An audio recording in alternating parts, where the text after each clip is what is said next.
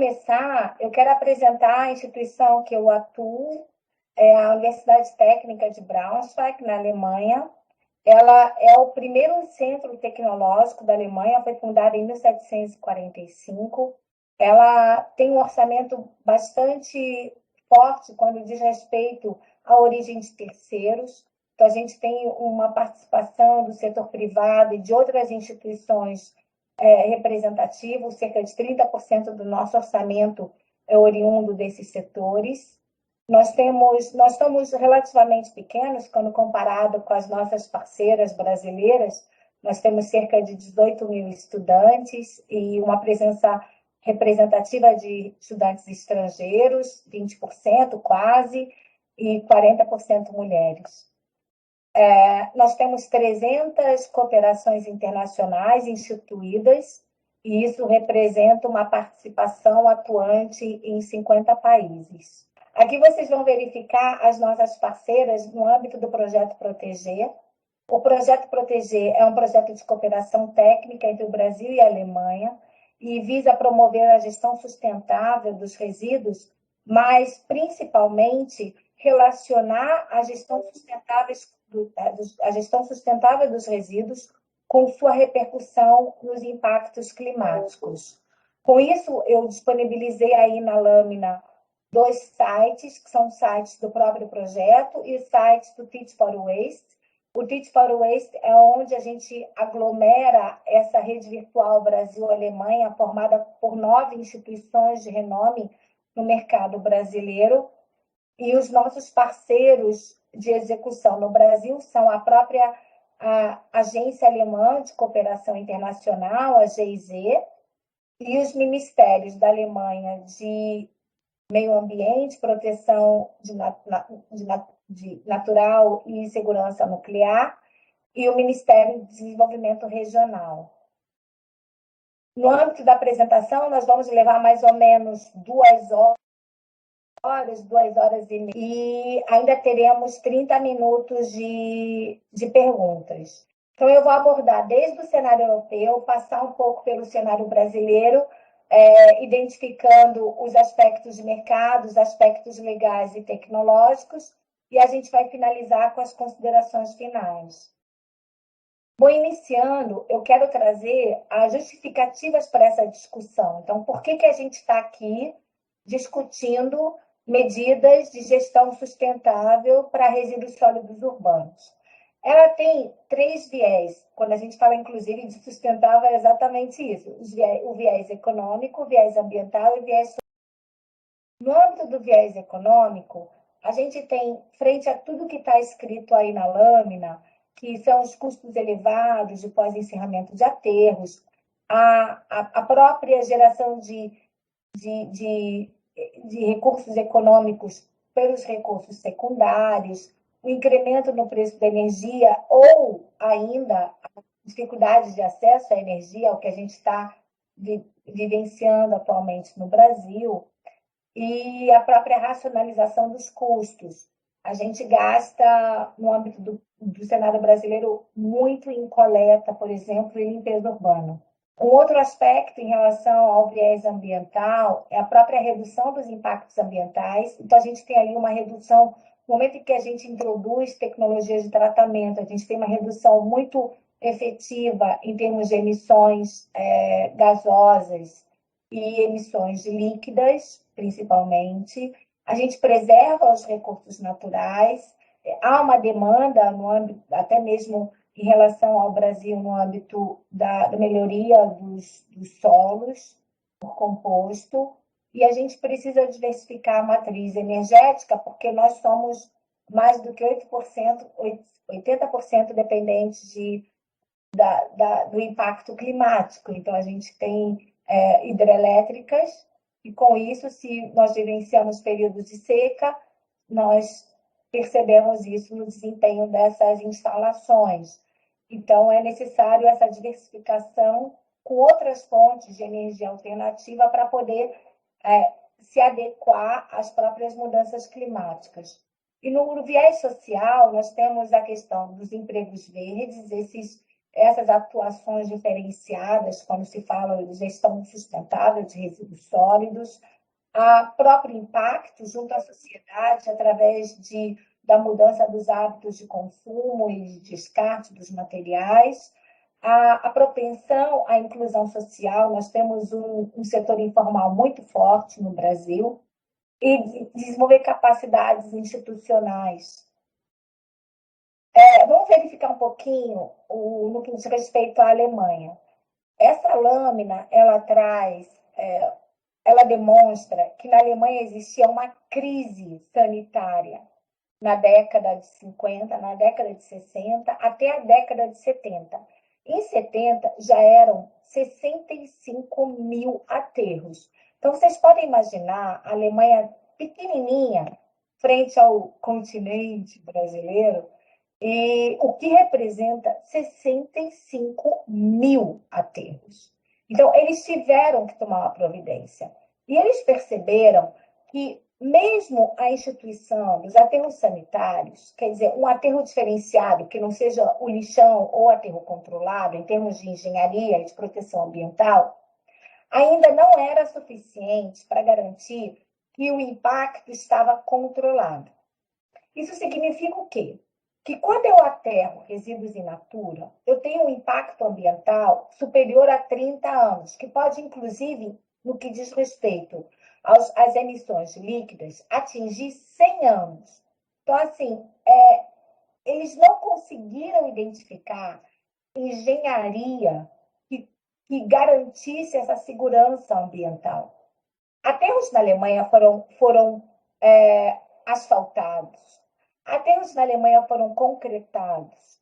E mesmo assim, num longo período, se identificava emissão a partir desses aterros. Então, eles decidiram antecipar esse tratamento. Na Alemanha, essa valorização de resíduos se chama pré-tratamento de resíduos. Quer dizer, se antecipa a estabilidade biológica desses resíduos, a recuperação energética desses resíduos frente ao período de disposição final. Então, vocês percebem na lâmina que em 2005 isso se tornou uma lei na Alemanha, que os municípios tiveram quase 6 anos para se adaptar, e que, a partir disso, não é mais possível aterrar resíduos in natura. Combinado a essa disposição legal, existiram outras demandas que buscaram introduzir o conceito de economia circular. Isso surgiu na década de 90. Com isso, obrigações legais, por exemplo, de coleta seletiva de orgânicos, foi implementada em 2015. E a mais recente é a Lei de Embalagens para os fornecedores, para aqueles que comercializam qualquer tipo de embalagem, que foi editada em 2019. E isso demonstra o compromisso de todo o setor econômico no sentido de garantir uma gestão diferenciada dos resíduos. Mas, mesmo assim, um dado do Ministério de Meio Ambiente da Alemanha identifica que em 2017 ainda existiam 144 aterros para resíduos domiciliares. Mas esses resíduos domiciliares são aqueles como a gente dispõe no Brasil? Não. São resíduos estabilizados e a gente vai ver isso um pouquinho depois. Antes disso, eu quero que vocês verifiquem o desempenho das tecnologias no mercado europeu. Então, a gente tem ali uma crescente participação das tecnologias de valorização e um decréscimo na participação das tecnologias de aterramento. Um ponto importante é se avaliar a discussão da incineração frente à própria valorização de materiais, a recuperação de materiais através da reciclagem de secos, da reciclagem de orgânicos. Avaliando essa tabela, a gente compreende que, mesmo que se incremente a recuperação energética pela incineração, ainda assim a reciclagem de materiais secos e orgânicos ainda se mostra bastante presente. Ou seja, a gente pode concluir que essas práticas acabam acontecendo de forma complementar.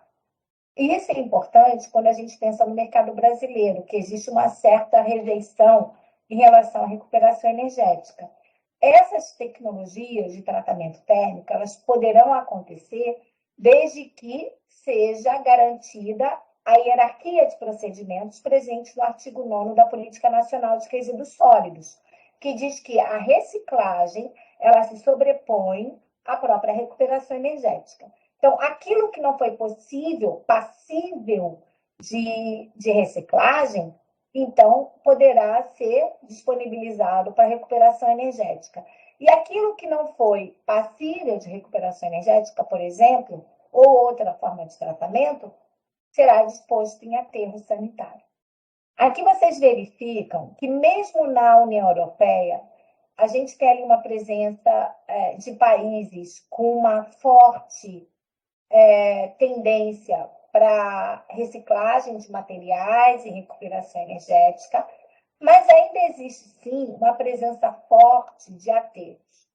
Então, a gente tem que, na Alemanha, 11% dos resíduos sólidos urbanos são efetivamente aterrados, mas naquela condição de que eles foram submetidos ao pré-tratamento. Não é resíduo in natura. Essa obrigação ainda não existe nos países da União Europeia, mas mesmo assim, 48% dos países já passam por reciclagem e por processos de compostagem, quer dizer, reciclagem de resíduos secos e reciclagem de resíduos orgânicos. 24% são aterrados e 27% são submetidos à recuperação energética. Comparando os dois mercados, a gente tem ali uma evidente disposição da Alemanha para fomento desse nicho de negócio. Então, a gente tem que o negócio de resíduos sólidos representa quase 2,5% do PIB alemão. Quando a gente compara com o Brasil, isso não chega a 0,4%. Isso significa o quê? Que a gente tem um potencial de crescimento nesse setor muito grande. E vocês verificam que em torno de empresas presentes no mercado, na Alemanha são cerca de 10 mil empresas e no Brasil 11 mil, só que nós estamos atuando fundamentalmente com logística e algumas intervenções no âmbito de reciclagem de resíduos secos. Então, a gente tem um potencial bem grande de exceder esse número. E ainda em relação aos empregos, nós temos ali uma presença do setor formal, seja no setor privado, seja a partir das cooperativas e das associações, mas a gente também tem uma presença muito importante do setor informal, que são aqueles catadores que estão presentes, que a gente visualiza todos os dias, e que são importantes para o sistema. Então, alguns números, não existe um número atualizado, então, alguns números, o Ministério do Meio Ambiente apresenta 600 mil pessoas envolvidas, o Movimento Nacional dos Catadores apresentou quase 800 mil pessoas envolvidas, mas é tudo levantamento defasado, então pode inclusive ser que a partir dessa crise do corona, a gente tem uma presença superior a esse valor de 800 mil pessoas. Em termos de faturamento, vocês verificam que nós produzimos quase que a mesma coisa, 79 milhões contra 220 milhões de habitantes e 52 milhões de toneladas de resíduos contra 80 milhões de habitantes. Então, a gente tem, assim, uma produção elevada, mas inclusive inferior à produção de resíduos domiciliares, resíduos urbanos na Alemanha. Mas, quando a gente verifica o faturamento desse setor, a gente tem um valor crítico de 25 bilhões contra 500 bilhões na Alemanha. Então, isso reforça o entendimento de que existe, sim, muito espaço para crescimento no que diz respeito a esse desempenho econômico.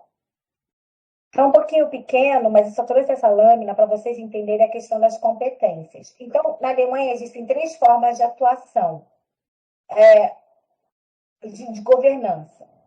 A primeira é uma governança estritamente pública, onde o município ou o consórcio, eles atuam com a própria, eles adquirem a tecnologia de tratamento, eles realizam a própria operação e eles comercializam os recursos secundários.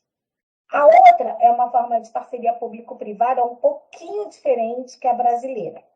Na parceria público-privada alemã, ela é formada por uma sociedade de economia mista. Então, o poder público ele faz parte da sociedade de propósito específico, seja com uma participação inferior ao poder privado, ao setor privado, 49%, por exemplo, ou seja, superior, 51%.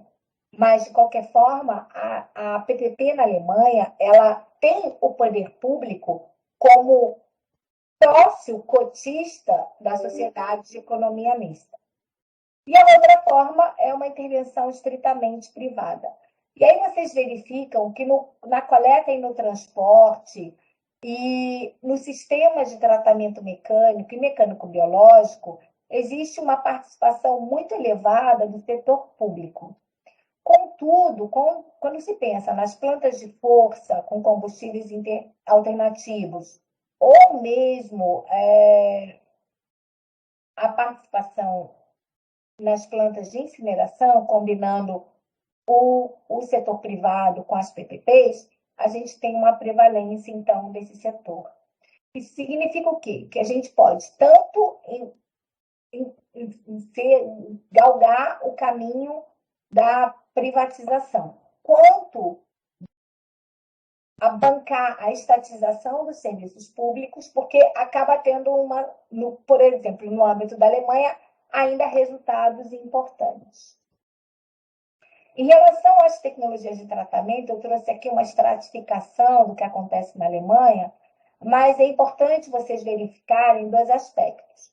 O primeiro é que essa valorização, seja a valorização dos materiais, seja por meio da recuperação energética, ela depende do tipo de material que vai ser processado. Então, a gente tem ali que a limpeza urbana tem uma participação de reciclagem de materiais, principalmente através da compostagem, bastante elevada. Em relação às embalagens, a gente tem uma reciclagem de materiais das frações secas também bastante elevada. No que diz respeito aos orgânicos da coleta seletiva, que foi implementado como lei em 2015, existe também uma participação da reciclagem de materiais das frações orgânicas elevada. Agora, pensando nos rejeitos ainda têm uma presença de 30% de orgânicos. Pensando nos rejeitos, a recuperação energética prevalece no âmbito da Alemanha, que é o tipo de destinação mais adequada e onde os municípios entendem que seja a mais efetiva. Pensando no que diz respeito à Europa, ampliando esse foco, a gente tem ali uma participação das plantas de tratamento mecânico-biológicas em bastante evidência, que poderão chegar a quase 800 plantas até 2025, mas também, pensando em relação à recuperação energética, existe uma presença de 300 plantas na Alemanha, a depender do tipo de resíduo, e na Europa quase 500. Esses desafios eles foram trazidos no âmbito da Europa. Eles não atendem necessariamente às nossas demandas atuais, para que vocês compreendam que eles estão num passo a mais, numa etapa à frente à nossa. Então, com isso, existe uma discussão muito séria no que diz respeito à própria mineração de aterros. E a mineração de aterros ela acaba sendo justificada só apenas quando existe uma valorização imobiliária bastante representativa. E outros aspectos, por exemplo, em relação ao relacionamento com as novas formas de geração. Então, existe ali um entendimento que existirá uma tendência de redução da geração de vidros, em detrimento da geração de plásticos, Também o papel e papelão, essa geração desses resíduos estará em evidência frente ao comércio online, onde você necessita muito dessas embalagens. Então, assim, são demandas que a gente ainda não vivencia de uma forma tão exata como se vivencia agora na Europa. Mas, futuramente, isso também representará demanda para o mercado brasileiro. Mas são tudo flores no mercado alemão. A gente identifica, inclusive essas fotos fui eu que tirei no aeroporto de Frankfurt, uma presença crescente do mercado informal. Então, algumas pessoas acabam entendendo, até porque as embalagens aqui, elas estão valorizadas entre 15 e 25 centavos de euro, ou seja, a gente pode chegar a valores superiores a R$ 1 por embalagem, e acaba se presenciando isso em eventos, nos grandes aeroportos, em locais onde você tem uma concentração pública elevada, e são essas pessoas que elas podem até ter um trabalho, mas elas acabam incrementando a renda, adicionando a comercialização dessas embalagens, principalmente as embalagens que acabam estando sujeitas a essa regra de valorização dessas embalagens, fundamentalmente as embalagens PET. Então, a gente presencia um mercado crescente no que diz respeito à presença do setor informal. Eu quero trazer para vocês, apesar de estar pequenininho, eu vou tentar resolver essa questão, que é esse aspecto dos mitos. Então, primeiro, para se entender que no sistema de uma gestão sustentável de resíduos, no sistema público de uma gestão sustentável de resíduos, não é facultativa a inclusão social. A inclusão social, ela é compulsória. Ela está presente tanto na Política Nacional de Resíduos Sólidos, como na própria Lei de Saneamento Básico. Então, a gente tem ali a necessidade e a obrigatoriedade de pensar sistemas que garantam a inclusão social. Então, seja participando na triagem dos recicláveis a partir da coleta seletiva, seja nos processos de grandes plantas mecanizadas para a coleta indiferenciada, de um jeito ou de outro, essa parcela do mercado precisará estar presente. Então, não é uma faculdade, e sim uma obrigatoriedade de lei, presente na lei. Em relação à presença dos recicláveis, está errado se verificar a caracterização de resíduos, se entender que ali tem 30% de recicláveis e se multiplicar isso pelo valor médio dos recicláveis. Isso não está certo. Por quê? Porque as tecnologias de aproveitamento, elas têm as suas limitações, elas têm as suas performances tecnológicas. Então, quando eu estou tratando de resíduos recicláveis a partir da coleta seletiva, a performance tecnológica é elevada, cerca de 60%. Quando eu falo dos resíduos recicláveis a partir da coleta indiferenciada, a performance tecnológica é bastante restritiva, ela varia entre 6% a 12%. Ou seja, mesmo que tenha 30% de resíduos recicláveis na minha caracterização, eu não consigo aproveitar 100% deles. Então, esse cálculo está errado. A potencialidade existe sim, mas ela é limitada à garantia da qualidade do material e à própria performance tecnológica. Em relação a se pensar os resíduos como um todo, no potencial de valorização, o Instituto Polis apresenta que existe um potencial de 80% de aproveitamento através da reciclagem, da compostagem dos resíduos domiciliares. Mas isso também não procede. Por quê? Primeiro, em relação ao que eu acabei de comentar, os recicláveis secos, que existem performances tecnológicas a partir do que foi, inclusive, do produto gerado. Então, assim, se a minha matéria-prima ela é de origem mista, existe uma performance tecnológica. Se a matéria-prima é de origem seletiva, é outra performance tecnológica, para a mesma tecnologia. E pensando também na compostagem, eu não posso identificar que 50% dos resíduos vão se tornar 50% de orgânicos. Primeiro porque existem alguns fatores limitadores na própria tecnologia, como, por exemplo, o balanço de massa, a perda de massa durante os processos aeróbios, a própria a parcela de contaminantes presentes nesses resíduos. Então, tudo isso acaba garantindo o entendimento de que, mesmo que eu tenha 50% de resíduos orgânicos, eu não vou conseguir destinar de forma adequada, como composto, por exemplo, 50% desse material. Uma parcela do material vai perder massa, outra parcela vai ser maior do que 20 milímetros, onde está presente na limitação do mapa.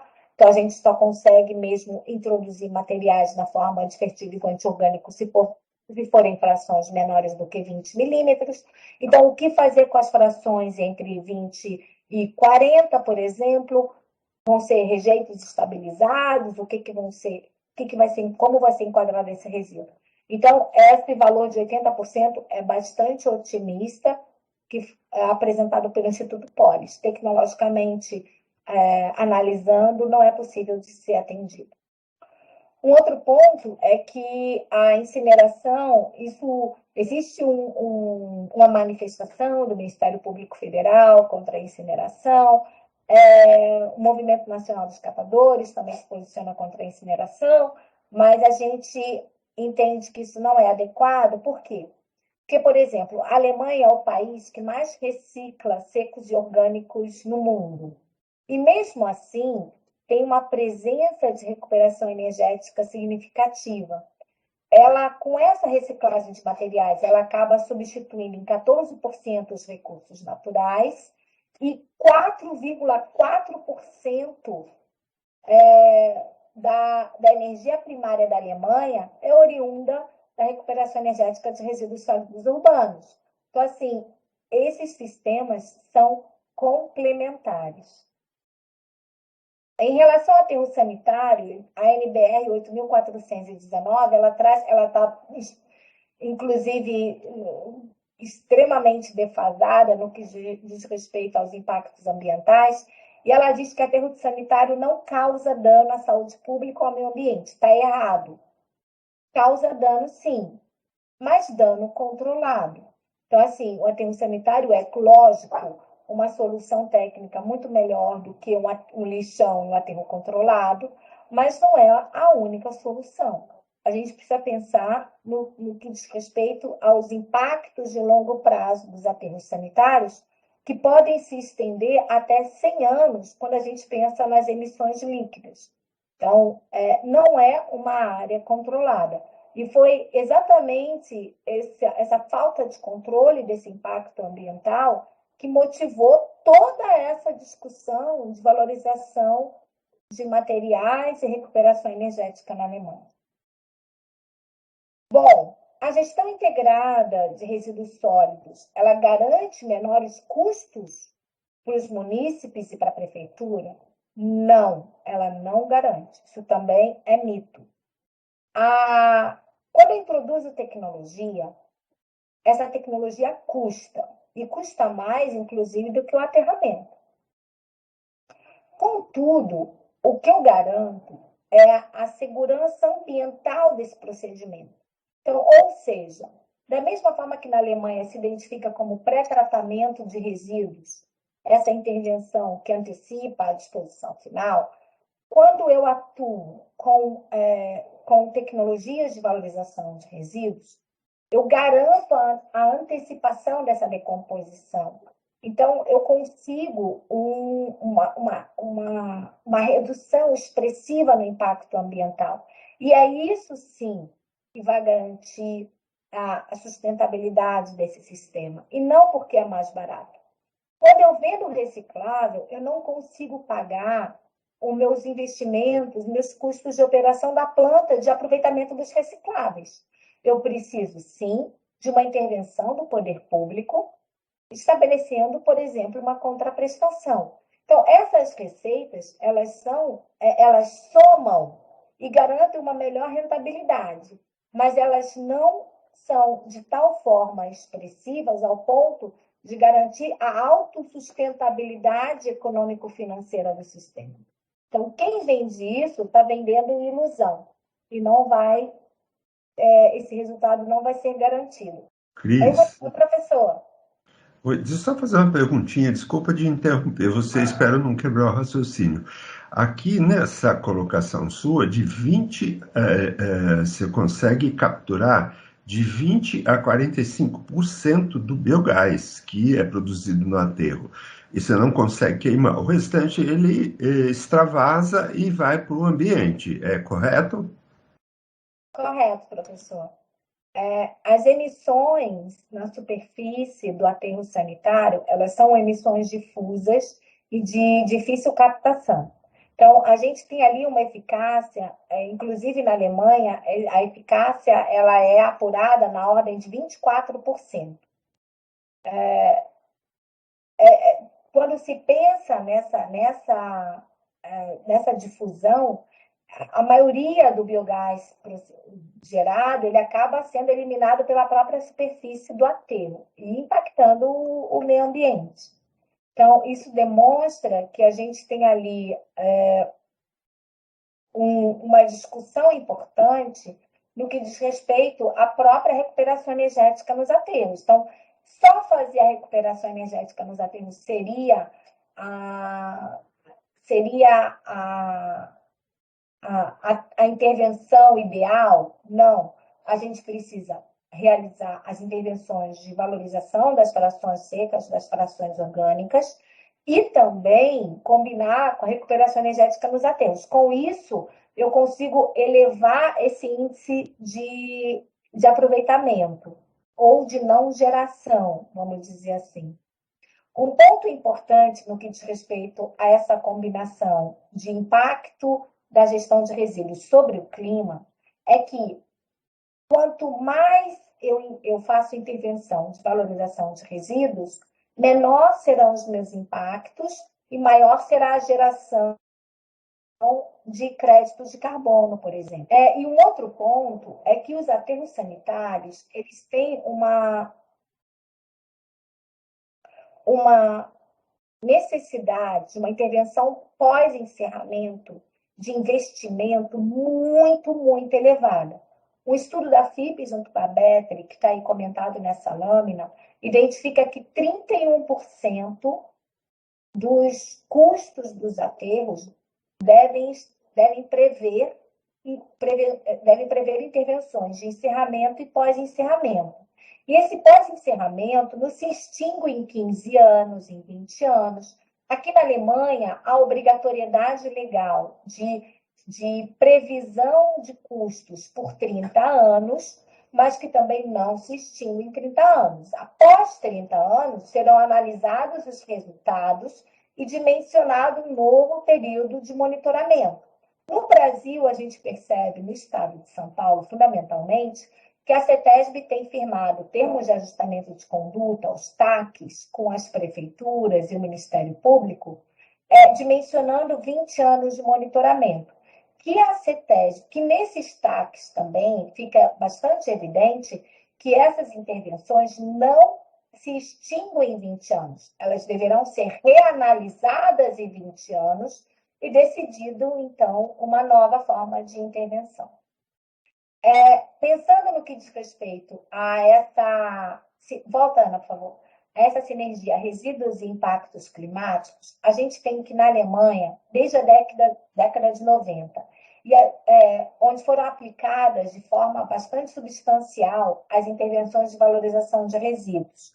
Até mais ou menos o último valor de 2017, a gente tem uma redução superior a 70% dos impactos da geração de gases de efeito estufa. Um outro ponto que eu já comentei anteriormente, que essa energia, a partir da recuperação energética dos resíduos, já representa 4,4% da energia primária da Alemanha. E tudo isso aconteceu porque a Alemanha lançou uma diretiva onde impede à disposição de resíduos in natura, que foi essa diretiva de 2005 que eu já comentei. Vamos entrar agora no Brasil. Bom, no Brasil, eu trouxe alguns dados combinados de uma série de instituições, seja um panorama da ABRELP de 2020, alguns valores do SNIS, do Ministério do Desenvolvimento Regional, de 2019, valores do Ministério do Meio Ambiente, de 2020, valores da Confederação Nacional de Municípios e da Radar PPP. Então, a gente tem ali que, apesar do crescimento populacional de 9%, houve, nesse período de 2010 a 2019, no caso da Brelp, houve um incremento de 19% na geração de resíduos. Ou seja, a gente não pode só seguir o crescimento populacional quando a gente pensa em estimar a geração de resíduos na forma de prognóstico. Então, eu tenho que pensar que o que vai ser gerado vai ser, inclusive, superior ao próprio incremento populacional. Muitas das licitações que foram publicadas não consideram isso, consideram simplesmente o crescimento populacional. E qual é a implicação disso? Implica que, no âmbito dessa concessão de 20, 30 anos, eu vou ter uma geração de resíduos superior ao próprio dimensionamento da planta de valorização, e isso pode representar, inclusive, um incremento da massa a ser disposta em aterro, por exemplo, e reduzindo a própria vida útil de projeto. Então, isso é muito sério. Essa questão de entender a geração de resíduos e não apenas restringir ao crescimento populacional, a geração de resíduos tem muito a ver com o próprio consumo, com os hábitos de consumo da sociedade, ela é importante para poder garantir a aplicação correta das tecnologias a serem contratadas agora. A gente teve ali, então, em relação ao incremento da geração por pessoa, por habitante, variando de 350 quilos a quase 380 quilos, e isso significa que a gente está num momento, inclusive, de crescimento dessa geração. E um outro ponto, pensando no próprio os valores apresentados pelo SNIS, a gente tem quase que uma estabilidade em relação às centrais de triagem manuais, que são essas que estão apresentadas ali, acima de 1.100 centrais de triagem, e uma estabilidade em relação às unidades de compostagem. Então, a gente não teve, no âmbito dessa década, um crescimento muito grande das tecnologias de valorização. Isso tudo implica numa valorização que não excede 3%, é inferior, inclusive, a 3%. Então, a gente precisa, sim, repensar a nossa forma de gestão de resíduos. Existe uma presença já superior de aterros sanitários frente aos lixões e os aterros controlados, mas que ainda são representativos em termos de unidade. E o Ministério do Meio Ambiente fez uma movimentação muito forte no ano passado, tendo conseguido reduzir em 600 unidades, 600 espaços que eram tratados como lixões ou aterros controlados no âmbito do Brasil. E isso foi um super feito do Ministério do Meio Ambiente. A Radar PPP traz um valor que é um valor de que desde 2000 até agora, esses 20 anos, foram contratados 51 projetos no âmbito de uma concessão pública e, contudo, houveram mais de 300 iniciativas que não tiveram sucesso. Ou foram editais que foram publicados e acabaram sendo judicializados, ou foram PMIs que também não tiveram continuidade. Então, a gente tem que, apesar de tudo isso, o setor de resíduos sólidos concentra o terceiro lugar, se posiciona como terceiro lugar no sentido de projetos voltados para a concessão. Então, quando a gente compara com aspectos de mobilização urbana, de energia solar e outras formas de energias alternativas, o setor de resíduos ocupa o terceiro lugar. A gente tem ali ainda o que eu comentei em relação ao faturamento, um faturamento na ordem de 25 bilhões por ano, apresentado pela Abrelp, e isso representa R$ 121 por habitante ano. A maioria das cidades ainda não tem taxa, não cobram do munícipe a gestão dos resíduos. Só 45% das cidades tem taxa instituída de forma primordial no IPTU, e apenas 57% dessas despesas cobrem, 57% dessas cidades cobram efetivamente as despesas. Então, a gente tem um desencontro muito grande sobre ter uma taxa em si, que tarifa, uma cobrança desse serviço, e que ela seja autossustentável. E muito é comentado na Brelp e outras associações, como a Beckley também, que a não reciclagem gera uma não geração de 14 bilhões por ano de reais, e os custos ambientais e de saúde pública representam 5 bilhões de reais por ano. Então, esse impacto ele acaba tendo uma demonstrando a transversalidade do tema. Então, você fala de gestão de resíduos, eu estou falando de desempenho econômico, mas eu também estou falando de saúde pública. Só para comentar, todos que entraram, por favor, assinar a lista de presença. E, nesse momento, quando vocês assinam a lista de presença, disponibilizando os seus e-mails, esse material vai ser disponibilizado para vocês, tá bom? Mas qual é a motivação do nosso mercado, né? Por que a gente chegou em mais de 50 contratos assinados? Por que quase 400 iniciativas de contratação na forma de concessão? Será que é porque eu sei que a gestão sustentável de resíduos é uma forma importante para reduzir impacto ambiental, principalmente em relação às emissões antrópicas de gases de efeito estufa, que, segundo estudos, podem representar de 10% a 15% nos países em desenvolvimento? Será que é porque eu sei que os aterros sanitários não são instrumentos tecnológicos que garantam uma estabilidade ambiental em lapsos superiores a 30 anos? Será que é por isso? Não. Infelizmente, não é por isso que o nosso mercado está movimentado.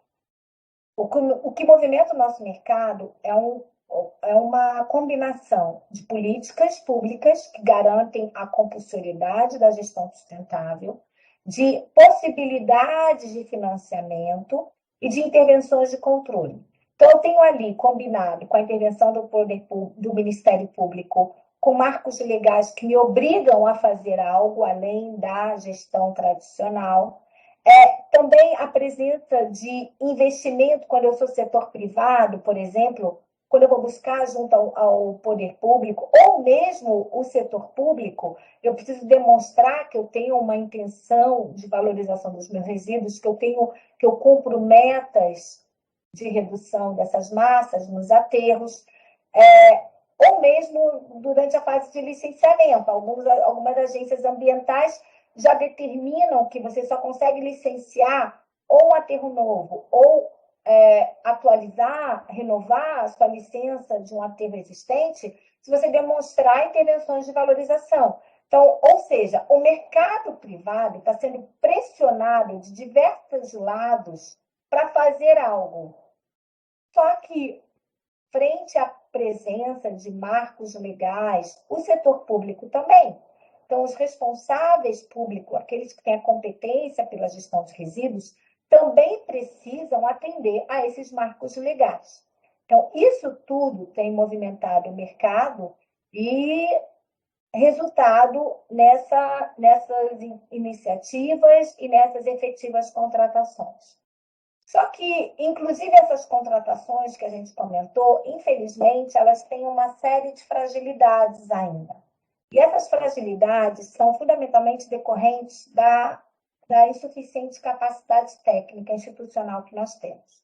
Então, ou seja, ou os balanços de massa energético e líquidos são deficitários, e isso acaba repercutindo nos próprios estudos econômicos, porque se eu gero algo que não é encaminhado, escoado no mercado como subproduto, vai se tornar um rejeito. Sendo um rejeito, vai incrementar a minha taxa de aterramento. Então, assim, são discussões importantes que estão interligadas.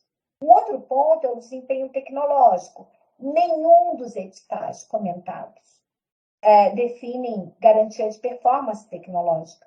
Então, a gente não sabe o que aquilo que foi contratado vai efetivamente resultar. E esse é um problema sério que a gente pode identificar, inclusive, no futuro, com o advento dessas tecnologias. Muitas tecnologias são adotadas por vontade, por desejo, por gostar. Então, assim, eu gosto de compostagem, então eu coloco compostagem. Eu gosto de CDR, de combustível derivado de resíduos, eu coloco. Mas ninguém avalia qual é a capacidade de escoamento desses subprodutos no âmbito da sua região, da sua intervenção local. E isso é importante porque se eu não tiver como escoar o meu composto, o meio ambiente agradece, porque é um material estabilizado biologicamente, mas que vai ser encaminhado para aterro. Então, a minha concessionária privada não ficará feliz, porque terá esse custo incrementado de aterramento. Então, assim, eu preciso ter bastante precaução no que diz respeito a esse balanço tecnológico que eu decidi implementar. Uma outra questão é que não são observados períodos de comissionamento, então a gente tem ali, ninguém discute isso, se o fornecedor daquela tecnologia, que é fundamentalmente estrangeira, se ela vai ser, se ele vai ser implementado em 1 mês, 3 meses, 6 meses, só para vocês entenderem que uma planta chegar no seu ápice operacional, ela precisa de entre pelo menos de 2 anos, entre 1 e 2 anos. E uma outra questão desses contratos firmados é que não definem reinvestimento. Então, se entende que as tecnologias são ad eterno, elas duram para sempre, isso que não é verdade. Então, a gente tem ali um impedimento no que diz respeito às tecnologias de tratamento mecânico, às tecnologias de tratamento biológico, às tecnologias de tratamento térmico, cada uma com a sua vida útil mensurada, mas que não é levado em consideração no âmbito desses editais contratados. E um outro ponto é que em relação à própria garantia dos pagamentos, o fundo garantidor, ou ele é insuficiente ou ele é inexistente, apesar dele ser uma premissa de lei. Eu trouxe aqui alguns indicadores dessa repercussão, por exemplo, em relação à estabilidade dos contratos de PPP. Muitos contratos foram cancelados, foram extintos. Por exemplo, foi extinto o contrato do município de São Bernardo do Campo, era um contrato de 4 bilhões, que pensava introduzir a triagem mecanizada, recuperação energética através da incineração, recuperação energética através da biodigestão. Era um contrato forte em termos de intervenções tecnológicas, mas que, com o advento de uma nova administração, entendeu que não era pertinente e esse contrato foi extinto. O outro ponto foi o município que acabou disponibilizando para o fundo garantidor o próprio passo municipal. Então, assim, como que aonde o local onde o prefeito está presente vai ser disponibilizado como garantia imobiliária. Então, isso é um problema sério em termos de liquidez do próprio fundo garantidor. Muitas ações civis acabaram acontecendo no âmbito desses editais, inclusive ações administrativas junto ao próprio Tribunal de Contas. A gente identificou esse aspecto de readequação tecnológica, principalmente no que diz respeito aos biodigestores. Então, biodigestores foram contratados sem recuperação energética, queimando o biogás no flare. E a gente sabe que isso é um disparate quando se pensa em custos de investimento e custos de operação, e não só isso, na própria complexidade tecnológica. Então, se eu queria fazer uma intervenção de estabilização das frações orgânicas, eu poderia ter trabalhado só com tecnologias aeróbias, que são mais simples e mais baratas. Mas se eu optei por um biodigestor, eu quero necessariamente transformá-lo numa forma de energia, seja como elétrica, seja mesmo como aproveitamento na sua forma de biometano. Então, esses são alguns desencontros que a gente identifica nos editais. Um outro ponto é o desmerecimento das instituições de ensino superior, dos institutos de pesquisa.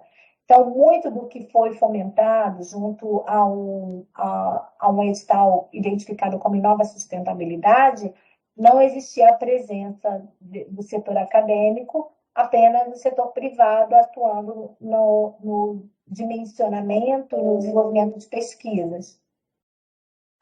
Um outro ponto em relação às próprias despesas atuais de encerramento.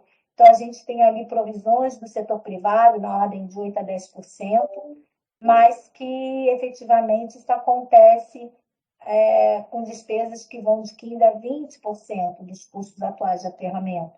Então, a gente precisa refazer isso. E um outro ponto também relacionado aos próprios aterros sanitários é o aspecto de que, com o advento do novo Código Florestal, o STF identificou que as áreas de aterramento não eram áreas de utilidade pública. E isso representa que aterros presentes, são quase 80% dos aterros em áreas de APPs, estão em enquadramento ilegal. E um outro ponto interessante são algumas intervenções no âmbito dos estados, das agências ambientais, por exemplo, essa da CETESB, que exige que os aterros demonstrem capacidade de valorização dos resíduos para a renovação da licença ou para a emissão de novas licenças. E a gente não pode esquecer que o dano ambiental é imprescritível. Então, mesmo que o prefeito esteja aqui hoje, ele pode ser responsabilizado por esse dano ambiental, sim, mesmo que ele esteja fora da sua atuação como executor da gestão dos resíduos no município. Mas tudo isso eu discuto sem ter uma garantia de sustentabilidade econômico-financeira do sistema. A gente viu que a grande maioria dos municípios não tem, ou não cobram, ou quando cobram, cobram pouco. E a Abrelp trouxe um estudo bastante representativo, que é, afinal, quanto eu gasto com outras despesas, por exemplo, despesas de telefonia, de energia elétrica, de gás, de água, esgoto, e efetivamente quanto eu gasto com resíduos sólidos. Nesse outro gráfico, que vocês estão vendo aí, estudo de casa São José dos Campos, é a minha casa, onde eu morava no Brasil, e as despesas que eu tinha, a representatividade das despesas frente ao que eu gastava com a taxa de lixo. A gente tem ali que as despesas na Alemanha, eu trouxe, elas se distribuem em 30% como coleta e transporte, 60% como tratamento e recuperação e 10% administrativos. Essa recuperação também está à forma de disposição final, tá? E o munícipe na Alemanha, ele paga de 70 a 120 euros por habitante ano. Então, ou seja, o sistema de gestão dos rejeitos e gestão dos orgânicos, ele é pago pelo munícipe. O sistema de aproveitamento dos papéis e papelões e das embalagens, que é o chamado ponto verde, mas o saco, ele, na verdade, é pago pelas empresas que produzem essas embalagens, e, com isso, o munícipe não tem responsabilidade sobre essa despesa. E só para vocês entenderem, nós não temos coletas diárias, nem coletas alternadas. A gente tem coletas que que acontecem uma vez por semana, por exemplo, no caso dos rejeitos, a depender da cidade, pode ser até uma vez por mês. E a coleta de papel e papelão e embalagens acontece na cidade que eu habito a cada 3 semanas. A gente acaba acumulando os resíduos na nossa casa, no nosso apartamento, para poder destinar no dia da coleta de forma adequada. Eu quero trazer que a gente, infelizmente, no Brasil, a gente ainda não tem um parque industrial desenvolvido para atendimento dessa demanda tecnológica, e com isso a gente acaba dependendo dos fornecedores estrangeiros. Só que com a publicação do advento da Política Nacional de Resíduos Sólidos, a gente teve uma presença de fornecedores estrangeiros bastante forte. E, por exemplo, os estrangeiros na Europa, eles não estão acostumados a dar 20% de desconto. Dar 20% de desconto significa que você estava atuando de forma irregular no momento em que você fez a própria proposta, porque ninguém, é como se fosse um enriquecimento ilícito. Ninguém pode fazer uma proposta que você tem condição de dar 20% de desconto. Então, os fornecedores acabaram, por esses 5 anos de atuação, acabaram aumentando os preços para poder dar os descontos solicitados pelo mercado brasileiro. Isso é feio, mas é o que aconteceu. Então, os preços, quando eu comparo com os preços do mercado brasileiro, inclusive em relação aos outros países da América do Sul, da Alemanha, da Argentina, da Itália, do Chile, são superiores do que os preços do mercado brasileiro são superiores a esses mercados, que não têm o costume de pedir desconto. Então, esse é um problema de adaptação de propostas dos fornecedores. E agora a gente está com um valor de euro superior a R$6, e isso, infelizmente, a minha informação é que impossibilita qualquer intervenção tecnológica. Quando a gente estava ali com R$3,50, R$4, ainda era possível.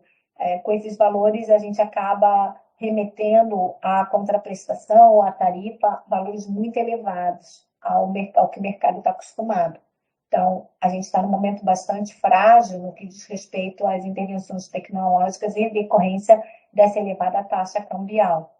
E um outro ponto é que as importações, elas têm uma carga na ordem de 30% a 50% do valor FOB dos produtos, e essa variação ela é muito grande, porque, por vezes, se você está trazendo uma combinação tecnológica que não é ainda pioneira no mercado brasileiro, inovadora, você consegue se enquadrar no ex-tarifário, que acaba reduzindo o imposto de importação, e como ele incide na forma de cascata, acaba ficando tudo mais barato, podendo chegar a 30%, por exemplo, do valor FOB.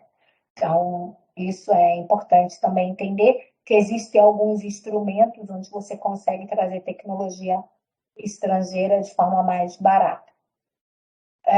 Em relação às tecnologias em si, eu trouxe esses dados, são dados bastante interessantes, são dados, inclusive, de 2018, onde a gente apresenta na solicitação de patentes verdes, frente ao INPI, bastante representativa. Então, a gente tem ali que o gerenciamento de resíduos acaba predominando na solicitação de patentes verdes junto ao INPI, frente a essas outras formas de atuação, tecnologias voltadas a transporte, conservação de energia, agricultura, energias alternativas.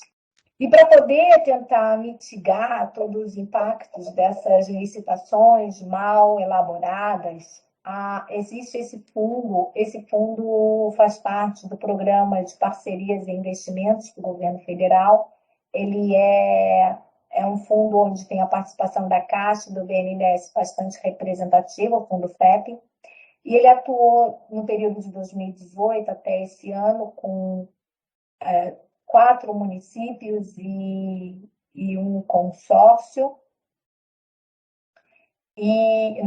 dois consórcios, que é o consórcio do Comares e do Convale, e 3 municípios, mas que eles emitiram no ano passado, publicaram um edital, e nesse edital foram habilitados 23 consórcios, que representam quase 10 milhões de habitantes. Então, esse fundo é bastante interessante, porque ele traz a garantia da sustentabilidade econômico-financeira do sistema, através de cobrança de tarifa, seja do munícipe, seja do próprio poder público. Ele traz previsão de tratamento de resíduos e define metas progressivas de redução. Esses projetos são pré-financiáveis, então a concessionária vai ter uma capacidade de participação em projetos de financiamento superior ao do mercado, e tudo isso combinado garante segurança jurídica. E o que representa em si esses projetos de concessão, né? O que representam esses 51 projetos contratados e quase 400 iniciativas. A gente tem ali uma otimização pelo controle da prestação, da qualidade da prestação de serviço, ou seja, eu não fico com uma intervenção pulverizada, um monte de empresinha, cada uma fazendo uma intervenção. Eu consigo garantir uma intervenção centralizada e, com isso, um controle também superior dessas atividades. As taxas de retorno, elas são superiores nesses negócios, porque são projetos de longo prazo, com maior estabilidade, e esses investimentos acabam acontecendo de forma antecipada para o poder público. Esses bens são todos reversíveis, eles não são bens do setor privado, eles precisarão, ao término da concessão, serem revertidos para o setor público, e eles também definem de forma diferenciada metas e indicadores de desempenho, e quando se faz a análise do valor da tarifa, deve-se garantir a modicidade tarifária. Então, quem tem condição inferior paga menos do que quem tem uma condição melhor. E tudo isso acontece no ambiente de longo prazo, em contratos que vão de 20, 30, a depender da concessão contratada. Por exemplo, a concessão comum sequer tem limite de prazo, e com isso introduz uma grande estabilidade no mercado. Em relação aos aspectos legais, eu trouxe aqui alguns marcos relevantes, e eu vou começar em 2010, lógico, né, pela Política Nacional de Resíduos Sólidos, também com o advento do novo Código Florestal, e estabeleceu, inclusive, acabou resultando nessa problemática entre áreas de preservação permanente e a possibilidade de implementação de aterros sanitários que não foram mais considerados eventos de utilidade pública. Com o advento, em 2015, dos processos de manifestação de interesse, que significa o quê? Que o setor privado ele se põe à disposição do setor público para elaborar os projetos. E ele vai ser remunerado apenas quando da contratação daquele edital que foi lançado. Então, o setor público não é devedor dessa verba, dessa carga orçamentária, até que ele lance efetivamente o edital e contrate. Então, quem for contratado vai ser devedor desse valor de elaboração dos estudos técnicos, econômicos e jurídicos.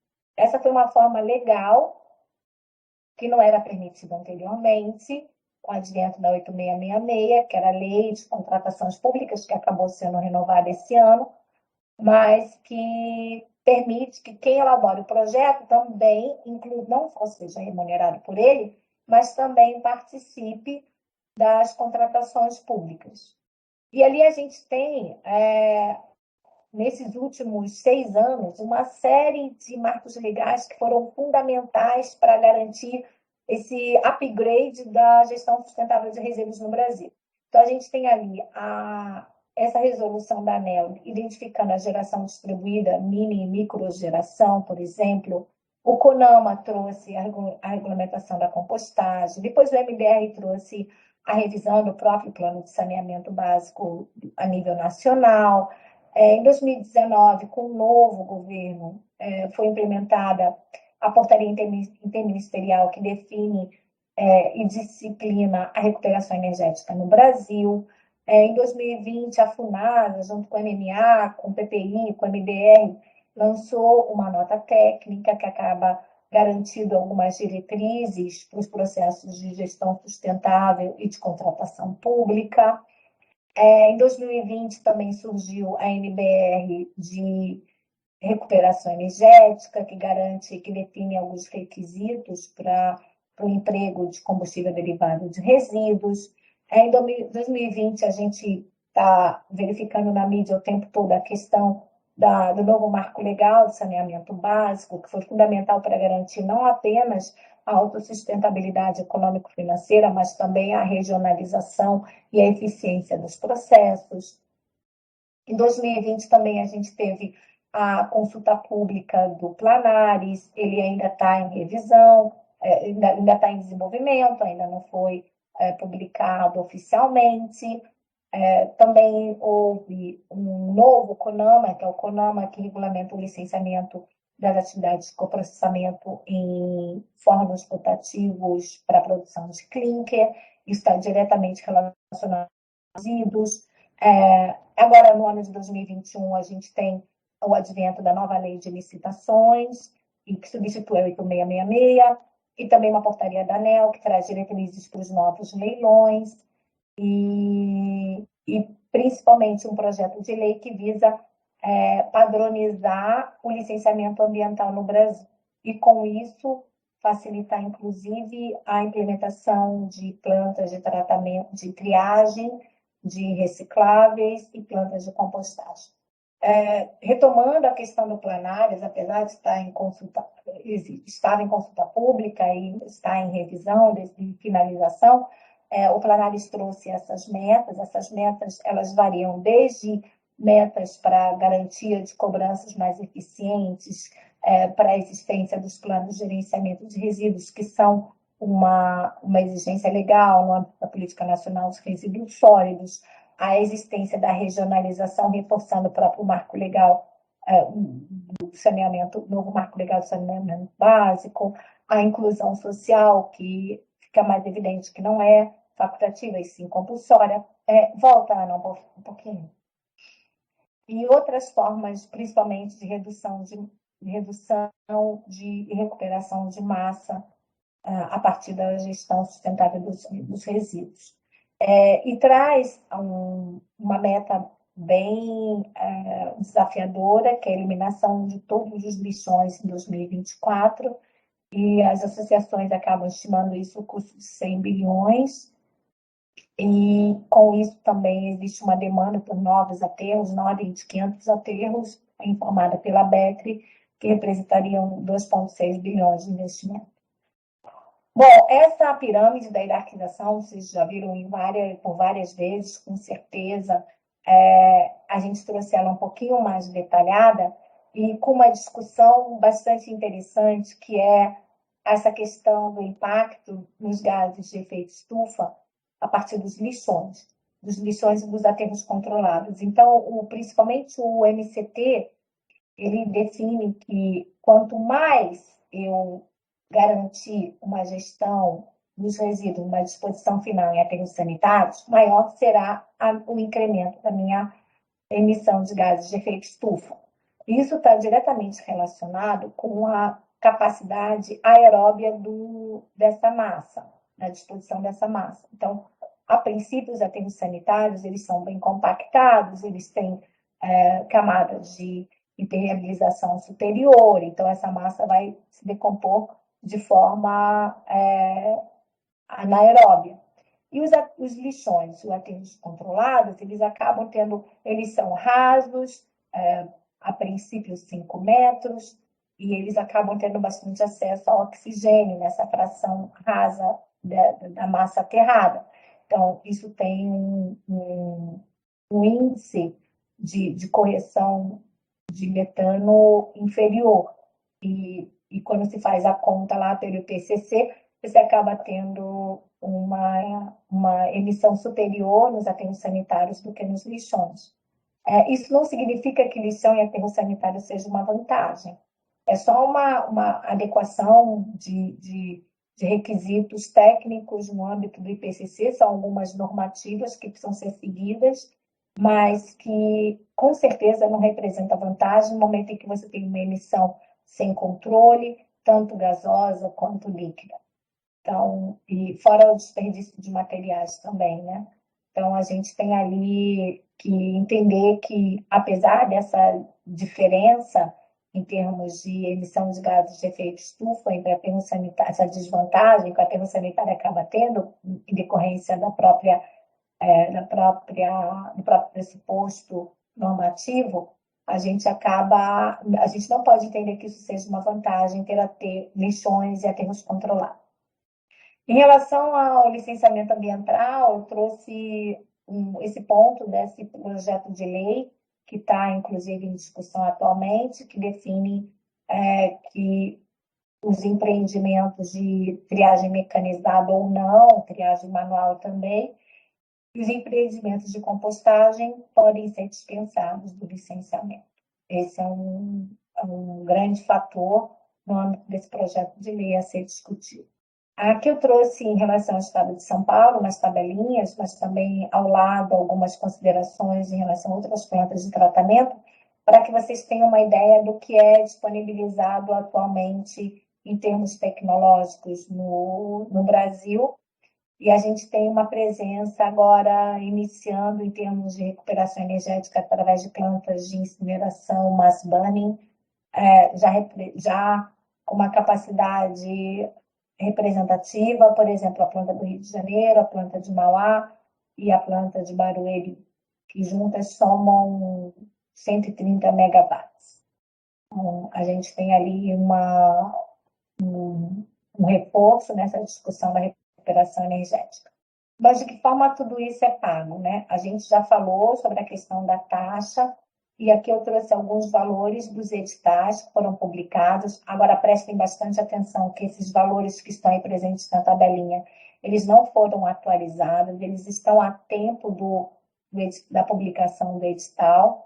Então, vocês verificam que, apesar da Brelp trazer o valor de R$10 por habitante mês, a gente tem já introduções tecnológicas no âmbito dos contratos realizados e que representam também que é possível, em termos de custeio, realizar uma gestão melhor do que aquela dominada pelo binômio coleta e aterro sanitário.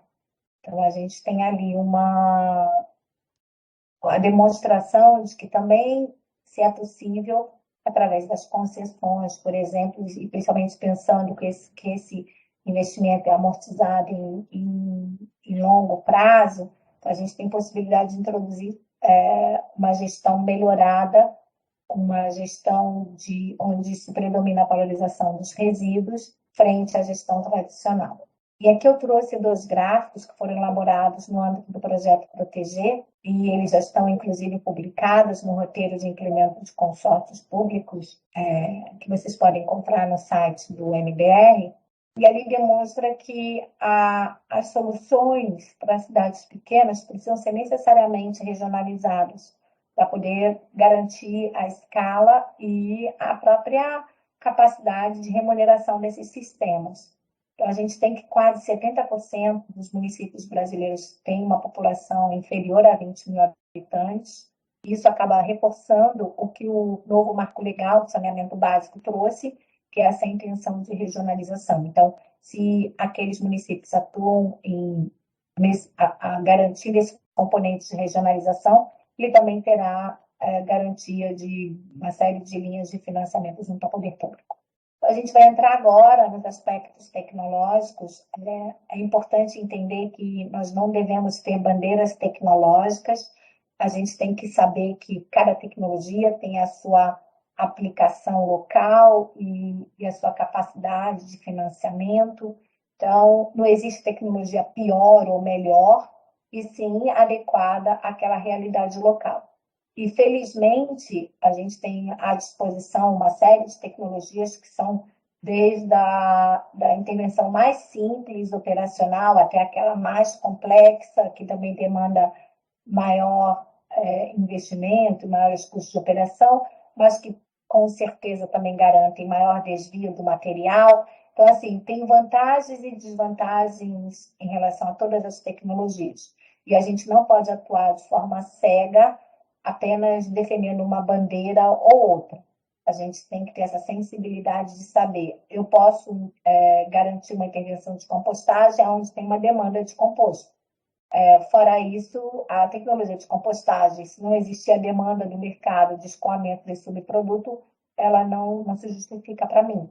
Então, essas sensibilidades eu preciso ter, e da mesma forma que eu vou buscar compreender os requisitos para a minha rota tecnológica, eu preciso compreender que, paralelamente à intervenção junto ao mercado de identificação de potencialidade de escoamento dos subprodutos, ela acontece junto com a própria definição tecnológica. Então, essa é uma mensagem que eu quero transmitir para vocês e que vocês tenham sensibilidade quando forem realizar esses estudos. Aqui eu trouxe uma série de tecnologias, desde triagem mecanizada, triagem manual, os incineradores, o próprio aterro sanitário, a presença da recuperação energética através do biogás, seja em fermentadores, seja nos aterros, coprocessamento em fornos rotatórios de clinker, plantas de força, que são estritamente relacionadas com a própria geração de CDR. Então, existe uma série de tecnologias disponíveis nesse portfólio internacional. Mas como eu escolho tecnologia? Eu já antecipei, escolher tecnologia é saber o que eu tenho para tratar e o que efetivamente eu vou fazer com o que eu vou produzir. Então, esses dois pilares são muito importantes. Então, em relação ao que eu tenho para tratar, eu preciso realizar uma caracterização de resíduos que garanta a representatividade da geração no meu município e que tem algumas características que vão além só da gravimetria, que vão além só da tipologia. Mas por que isso? Pode passar, Ana.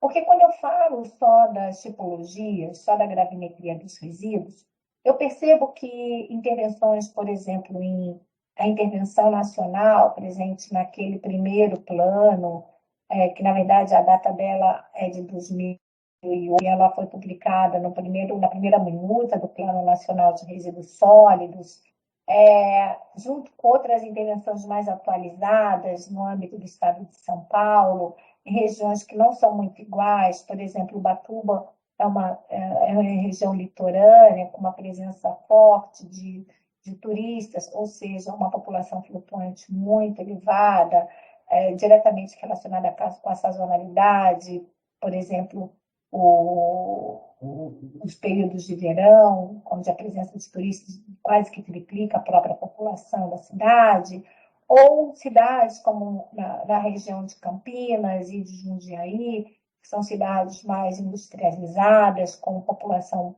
flutuante mais baixa.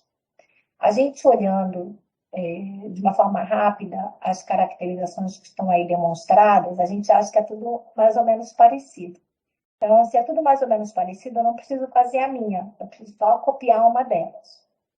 Mas para eu poder entender que existe uma diferença, eu preciso fazer uma intervenção que não é uma intervenção tão barata como a intervenção simplesmente pela gravimetria. Então, são intervenções por granulometria e a representatividade da gravimetria no âmbito dessas granulometrias. Esses são sistemas de intervenção, de caracterização bastante onerosos. Então, a depender da situação, você vai definir a qual tempo você vai fazer uma definição mais exata do que no primeiro momento para uma análise geral. A partir dessa granulometria combinada com a gravimetria, vocês verificam que aqueles municípios que naquele tempo pareciam tudo muito igual, eles se diversificam no âmbito da granulometria. Então, para alguns municípios, a minha linha de corte de tratamento mecânico vai ser 80 milímetros. Para outros municípios, vai ser 60 milímetros, a depender dessa presença dos resíduos conforme a sua granulometria. Mas, como eu já disse, essa intervenção é uma intervenção ainda onerosa, e eu estou buscando, no âmbito da minha tese de doutorado, trabalhar numa padronização dessa intervenção para o Brasil, mas com uma iniciativa que não seja tão dispendiosa como aquele gráfico, como aquele fluxograma anterior que eu apresentei para vocês.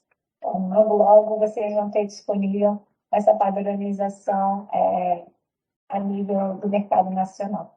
Eu comentei que 2 pontos são pressupostos para análise tecnológica. Uma é conhecer os resíduos e a outra é conhecer o mercado de escoamento de subprodutos.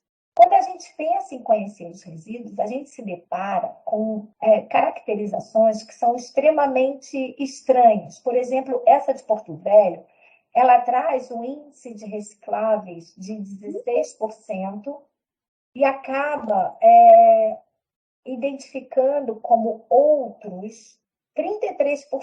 Então, assim, o que eu vou fazer com essa informação de outros, no âmbito de 33%, que é muito representativa e não foi detalhada para mim? Eu trouxe aqui 2 análises. Uma é da Brelp 2020, em cima de algumas caracterizações mais atualizadas, e a outra é do NMA. A do NMA, do Planares, ainda é aquela caracterização de 2012, que na verdade foi realizada em 2008. Então, ela ainda é muito defasada. Então, é só para ter uma referência, mas não é para usar como fonte de estudo. No caso da Brelp, ela já é mais atualizada. Eu não conheço os pormenores dessa caracterização, mas, a princípio, a partir dos valores apresentados, está coerente. Mas se a gente pensa, por exemplo, na caracterização disponibilizada para concessão pública, que foi fomentada pelo próprio FEP, que teria o interesse de garantir um padrão superior desses estudos, a gente tem ali uma caracterização onde 36% são orgânicos em Teresina, que isso é bastante estranho, esse valor tão inferior, e 40% recicláveis. E mesmo assim, a presença de outros, eles enquadram com 24%. No âmbito do edital, também essa caracterização não foi detalhada. Então, a gente não sabe o que são esses outros. Então, assim, isso é só para demonstrar a fragilidade do nosso mercado. Se eu pretendo contratar tecnologia, eu tenho que saber, pelo menos, o que eu tenho para ser processado por essa tecnologia. E não adianta usar média nacional, valor do meu vizinho, não adianta isso. Eu tenho que conhecer o que o meu município gera. E para isso eu tenho que investir em gravimetria. E se quer, talvez, quem sabe, se você tiver uma disposição um pouquinho melhor de orçamento, investir em granulometria e análises laboratoriais para identificar o potencial energético do material, para identificar o potencial biológico do material. Então, são intervenções laboratoriais importantes que garantem uma presença tecnológica com performance elevada. E o que traz em termos de vantagens quando eu penso de forma adequada à minha rota tecnológica? Eu consigo escolher melhor a minha rota tecnológica. Eu consigo que ela seja ajustada às demandas do mercado consumidor e do mercado gerador. Os balanços de massa vão refletir efetivamente o que vai ser operacionalizado na planta e não gerar mais rejeito do que foi planejado, por exemplo. A análise econômica, frente a essa estabilidade das frações que entram e do mercado consumidor das frações que saem, eu vou ter ali uma remuneração compatível com a rentabilidade que eu planejei. Os fornecedores vão acabar sendo responsáveis pela performance tecnológica, pelo seu próprio desempenho, e com isso eu reduzo os riscos do agente público e da comunidade, mas, sobretudo, do operador privado, porque é ele que vai contratar a tecnologia. Eu preciso de uma descrição técnica da equipe mínima, qual é o mínimo que eu preciso ter em termos de profissionais aqui atuando para garantir a operacionalidade dessa planta, e com isso eu não sofro intervenções de operação e meu projeto tem continuidade. Eu trouxe aqui uma comparação em termos das tecnologias, onde a gente tem alguns aspectos de licenciamento, aceitação do subproduto, requisitos técnicos e preço do subproduto. Então, a gente pode ver ali que, por exemplo, o preço do subproduto da compostagem, o composto, ele é elevado, mas existe uma rejeição no que diz respeito aos resíduos orgânicos de origem mista. Então, o mercado ele sofreu na década de 80 e 90 com a disponibilidade de composto com a qualidade muito comprometida, com muitas impurezas, principalmente a presença de plásticos e de vidros. Então, ele já tem naturalmente essa rejeição a compostos de origem mista, mas que eles são, inclusive, proibidos na Alemanha, nos países germânicos, mas, por exemplo, na França, na Espanha, eles são permitidos. Então, desde que seja garantida a sua qualidade para aplicação na agricultura, por exemplo. Um outro ponto, quando a gente fala da estabilização biológica. Então, eu posso pensar a tecnologia para ela gerar um subproduto, ou eu posso pensar a tecnologia para ela reduzir ao máximo a massa e reduzir ao máximo os impactos ambientais. Isso, reduzir ao máximo, significa quase 99% do potencial de geração de biogás, por exemplo, e 95% da carga orgânica das emissões de líquidos. Então, seria quase que um benefício para o aterro, porque estaria aterrando frações ditas como inertizadas. Então, todo aquele impacto que eu comentei de 30 a 100 anos, eles não procedem, e o momento de monitoramento ele se restringe a 3 anos pós-encerramento. Mas isso não é quantificado, eu não tenho como vender isso. E isso não é um subproduto. Ele afasta, ele reduz aquelas despesas de pós-encerramento, por exemplo, que eu comentei, que representam 30% das despesas totais do aterro. Mas não é um subproduto. Então, ainda é uma intervenção muito avançada, vamos dizer assim, no âmbito do mercado brasileiro, que a gente ainda está discutindo escoamento de subprodutos e não só a estabilização para melhoria na disposição final. E aí eu trago nessa lâmina algumas questões, por exemplo, de demanda atual e demanda futura. Então, a gente tem ali para o futuro uma presença muito elevada de triagem mecanizada, das próprias discussões de compostagem, principalmente com o advento dessa nova lei que vai abrir mão do licenciamento de plantas de compostagem, vai isentar as plantas de compostagem desse procedimento de licenciamento. A fermentação, com o advento de novos valores para o biogás, pode ser que as plantas que não são operacionalmente fáceis e também são caras, que elas encontrem ali um ponto em comum de implementação. A incineração, ela vem sendo bastante discutida há mais ou menos 2 anos, e com o advento dessas normativas de recuperação energética, ela vem ficando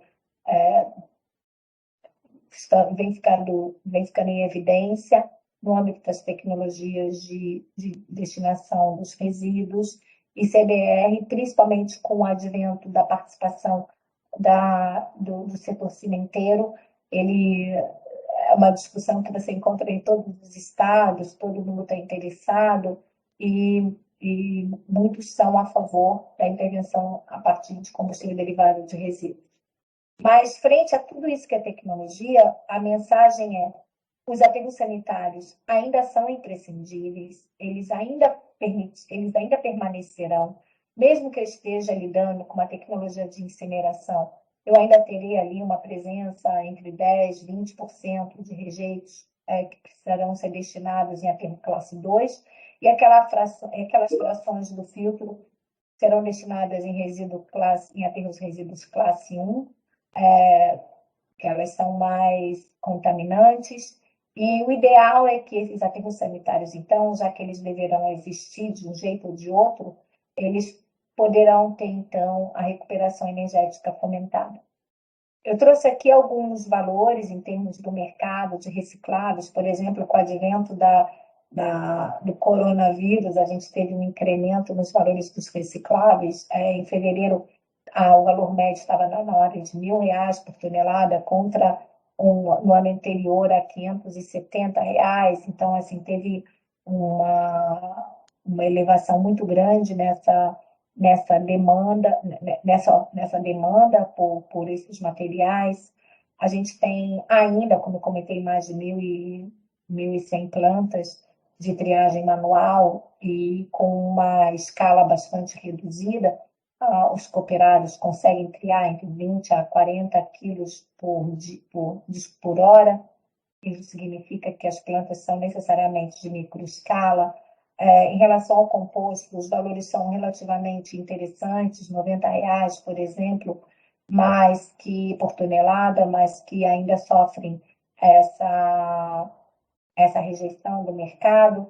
E a gente percebe, principalmente no estado de São Paulo, na cidade de São Paulo, a introdução de soluções descentralizadas muito efetivas. Em relação ao CDR, a gente tem um valor ali médio de R$ 100 sendo comercializado, mas em Pernambuco o valor é 132. E a gente tem que não esquecer que o CDR não é a solução para tudo. O CDR está relacionado com a própria capacidade de consumo das plantas, e a capacidade de consumo está relacionado com a capacidade de produção de cimento. Então, ali existe uma limitação de capacidade operacional dentro das plantas cimenteiras. Então, não é a solução do Brasil, mas é uma intervenção tecnológica que pode ter, sim, uma representatividade da redução de massa. Em relação ao biogás, existe uma associação, que é a Associação de Biogás do Brasil. Ela tem algumas previsões, por exemplo, que existiria um potencial de 6 bilhões de metros cúbicos de biogás por ano a serem produzidos. Existe o plano de expansão da matriz energética da EPE para 2030, que faz uma previsão de 60 megawatts para resíduos sólidos urbanos. E com isso, apesar de ter essa tendência volátil, o potencial de consumo é médio. Em relação à incineração mass burning, existe uma discussão. A ABREM é uma associação voltada a promover essa tecnologia e outras formas de tecnologias de recuperação energética, e eles apresentam que o valor da energia deveria ser superior a R$ 600, só que o leilão que vai estar sendo implementado agora em setembro da ANEEL, esse A5 faz uma previsão iniciativa de valor inicial na ordem de 318. Então, tem um problema sério em relação à sustentabilidade econômica e financeira dessas soluções tecnológicas, mas com certeza, principalmente para as capitais, a gente está falando ali em tecnologia que vai entrar dentro desse portfólio tecnológico do mercado brasileiro, porque a gente consegue não só garantir uma eficácia, a recuperação desses materiais, mas, sobretudo, a redução de massa dos aterros, muito, muito representativo. Bom, em relação à formação do mercado tecnológico, deixa eu verificar aqui o que eu não comentei ainda. Que é bastante importante que haja essa interação entre o mercado e as academias. A gente está aqui para apoiar o mercado privado a desenvolver soluções tecnológicas, a desenvolver o parque industrial, que os fornecedores, sim, se comprometam com um tempo de comissionamento mais longo para garantir a própria eficácia dessa intervenção, e que é importante entender que esse mercado tem uma parcela de novos entrantes forte, que estão relacionados não só com o setor cimentício, mas também com a lignocelulose e empresas de energia. Eu trouxe aqui para vocês alguns comparativos entre os fatores de sucesso, por que na Alemanha se conseguiu, em que ponto se está na Alemanha atualmente, e o nosso crescimento. Então, são alguns aspectos em relação a arcabouço legal, segurança jurídica, a própria intervenção compartilhada da logística reversa e o mercado de subprodutos, são todas questões que acabam incentivando essa formação desse mercado novo e com super potencial de geração, de super potencial econômico e de geração de emprego e de renda. Nas considerações finais, eu quero enfatizar que a segurança jurídica é um dos fatores preponderantes para que o setor privado tenha interesse em participar. Os investimentos são bastante elevados, a intervenção é de longo prazo, então, para garantir que exista uma continuidade operacional e o interesse do setor privado, a gente precisa também garantir a autossustentabilidade econômico-financeira, que o desempenho das tecnologias eles tenham sido planejados com base em caracterizações de resíduos bem feitas. Esse setor privado ele vai acabar atuando em grandes parcerias. Esse setor ele deixa de ser pulverizado porque os investimentos são elevados, então necessariamente um grupo econômico, um grupo do setor de resíduos não vai conseguir abarcar todas as PPPs ou as concessões comuns ou as concessões PPPs patrocinadas que vão surgir no futuro. A gente verifica que nos primeiros anos, até os primeiros 8 anos do advento da Política Nacional de Resíduos Sólidos, a modalidade de concessão na forma PPP administrativa ela se tornou mais evidente, mas agora, inclusive, com o implemento do novo marco legal de saneamento básico, que define a cobrança, a sustentabilidade econômico-financeira, inclusive introduz a cobrança através de tarifa dos usuários, seja ele munícipe, seja ele gestor público. Isso acaba introduzindo a outra forma de concessão, que são as concessões ditas como comuns, e também as concessões através da PPP patrocinada. Os contratos eles são de longo prazo, são contratos onde os paybacks são, em decorrência do advento tecnológico, são na ordem de 5, 12, 15 anos, são paybacks muito longos.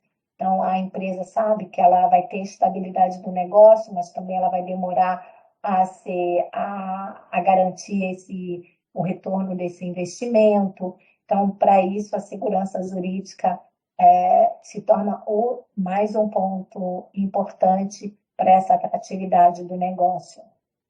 As plantas tecnológicas, elas poderão ser nacionalizadas, quanto menos a gente depender de plantas estrangeiras, melhor, e principalmente em relação a essa variação cambial, que acaba inviabilizando algumas tecnologias, a depender do momento em que sua implementação ocorra. Então, a gente tem que também compreender e não se iludir que o custo do Brasil ele é elevado, nós temos deficiências em relação à rede de logística, os nossos materiais, a matéria-prima, apesar de ser produzida aqui, tem uma incidência tributária muito elevada também. Por vezes é mais barato comprar aço da Alemanha, na época quando a taxa cambial era de 3,5, era mais barato comprar da Alemanha do que adquirir o aço no Brasil. Então, a gente tem ali um problema ainda em relação ao custo do Brasil, que precisa ser discutido politicamente. Os projetos são, na sua essencialidade, projetos de origem pública, com orçamento público, e para isso a gente precisa de tecnologias consolidadas, consagradas internacionalmente, os espaços para intervenções com tecnologias inovadoras, eles devem ser enquadrados em projetos de pesquisa, que também são muito bem-vindos, mas quando o orçamento for público, precisa, sim, dar preferência para tecnologias consolidadas.